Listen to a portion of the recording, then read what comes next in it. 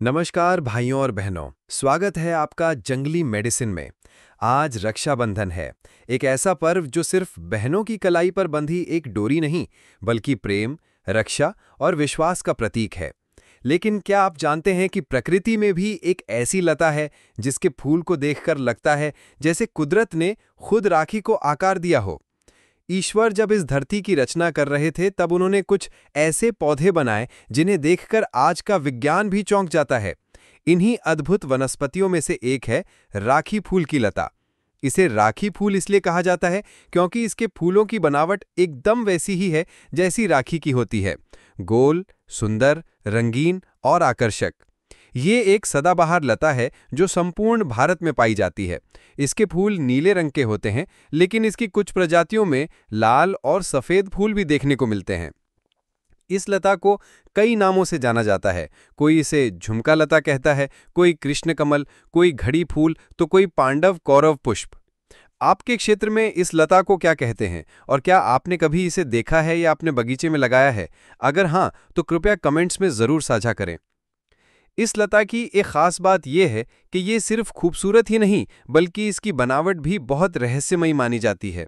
इसके फूल में बाहर की तरफ सैकड़ों रेशेदार पंखुड़ियां होती हैं, जिन्हें कुछ लोग कौरव मानते हैं। भीतर की 5 पंखुड़ियां पांडव मानी जाती हैं। बीच में हरा गोल हिस्सा है जिसे द्रौपदी कहा गया है, और सबसे अंदर 3 स्तंभ हैं जिन्हें ब्रह्मा, विष्णु और महेश के प्रतीक माना गया है। इसकी बेल करीब 3 मीटर से लेकर 30 मीटर तक लंबी हो सकती है। आप इसे अपने आंगन, छत या बगीचे में मचान बनाकर आसानी से उगा सकते हैं। इसकी छाया इतनी ठंडी होती है कि गर्मियों में एक प्राकृतिक कूलर का काम करती है। अब बात करें इसके औषधीय गुणों की, तो भाई ये कोई मामूली लता नहीं है। ये वेदना शांति करने वाली है, शोथ को कम करती है, नर्वस सिस्टम को शांत करती है और नींद न आने जैसी परेशानियों में उपयोगी मानी जाती है। इसके फूल और पत्ते दर्द निवारक हैं, डायरिया में लाभ देते हैं, दिल की धड़कन को नियंत्रित करते हैं, दमा और मिर्गी में राहत देते हैं। महिलाओं को मासिक धर्म के दौरान जो दर्द होता है, उसमें भी इसका प्रयोग किया जाता है।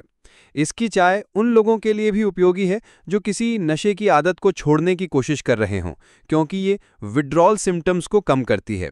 इसकी पत्तियों का लेप सिर दर्द और आंखों के रोगों में फायदेमंद माना गया है, और इसका काढ़ा अनिद्रा, उच्च रक्तचाप और पित्तजन्य विकारों में राहत देता है। लेकिन एक जरूरी बात, ये पौधा जितना अद्भुत है उतना ही शक्तिशाली भी है, और जैसा कि हम हमेशा कहते हैं, किसी भी औषधीय प्रयोग को करने से पहले किसी योग्य आयुर्वेदिक चिकित्सक की सलाह अवश्य लें। ये जानकारी सिर्फ शैक्षणिक उद्देश्य से दी जा रही है। इस लता का औषधीय प्रयोग बिना मार्गदर्शन के ना करें। अगर आपको यह जानकारी उपयोगी लगी हो तो इस वीडियो को ज़रूर शेयर करें, ताकि प्रकृति और आयुर्वेद का यह सुंदर उपहार हर घर तक पहुंचे।